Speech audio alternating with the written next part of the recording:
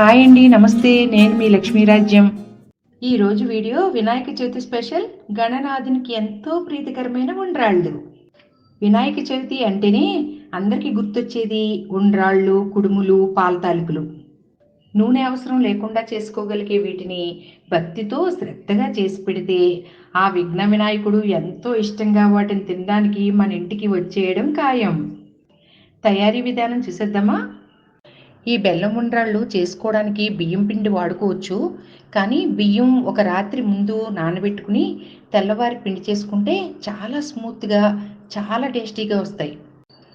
ఒక గ్లాస్ బియ్యం తీసుకుని కడిగి ఒక నైట్ అంతా నానబెట్టుకోండి. ఉదయం నానబెట్టుకున్న బియ్యాన్ని బాగా వడబోసుకుని ఒక క్లాత్ మీద ఆరబెట్టుకోండి. తడి బాగా ఆరిపోయేంత వరకు ఆరబెట్టండి. ఆరిన బియ్యాన్ని మిక్సీ జార్లోకి తీసుకుని మెత్తగా పిండిలాగా మిక్సీ పట్టుకోండి.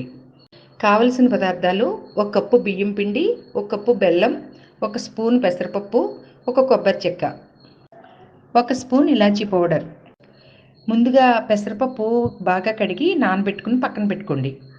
కొబ్బరి చెక్కని చిన్న ముక్కలుగా కట్ చేసుకుని పక్కన పెట్టుకోండి. కొబ్బరి ఎక్కువ వేసుకున్నా కూడా చాలా బాగుంటుంది. స్టవ్ మీద గిన్నె పెట్టుకుని 1 కప్పు పిండికి 1 కప్పు వాటర్ కొలతగా తీసుకుని వేసుకోండి.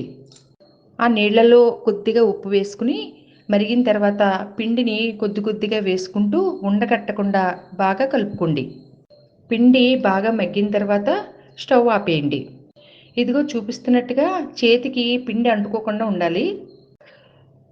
ఉడికించిన పిండిని ప్లేట్లోకి తీసుకుని బాగా ఆరబెట్టుకోండి. ఇప్పుడు స్టవ్ మీద గిన్నె పెట్టుకుని దానిలో 1 కప్పు బెల్లానికి 1 కప్పున్నర వాటర్ వేసుకుని మరగనివ్వండి. మరిగిన తర్వాత అది వడబోసుకోండి, ఎందుకంటే బెల్లంలో కొద్దిగా మలినాలు ఉంటాయి. ఉడకబెట్టిన పిండి బాగా ఆరిన తర్వాత చిన్ని చిన్ని ఉండ్రాళ్ళుగా చేసుకోండి. ఇదిగో చూపిస్తున్నాను కదా, ఇలా. వాటిలోనే కొంచెం తాలికలుగా ఇలా పొడవుగా కూడా చేసుకోవచ్చు. మొత్తం అన్నీ ఇలా రెడీ చేసుకుని పక్కన పెట్టుకోండి. స్టవ్ మీద గిన్నె పెట్టుకుని ఈ బెల్లం వాటర్ను అందులో వేసుకుని మరగనివ్వండి. బెల్లం నీళ్ళు మరిగిన తర్వాత 1 స్పూన్ యాలకుల పొడి యాడ్ చేసుకోండి. నానబెట్టుకున్న పెసరపప్పుని, కట్ చేసుకున్న కొబ్బరి ముక్కలను కూడా వేసుకుని మరగనివ్వండి. బెల్లం నీళ్ళు బాగా మరిగిన తర్వాత మనం తయారు చేసుకున్న చిన్ని చిన్న ఉండ్రాళ్ళని, తాలికల్ని అందులో వేసి బాగా కలుపుకోండి.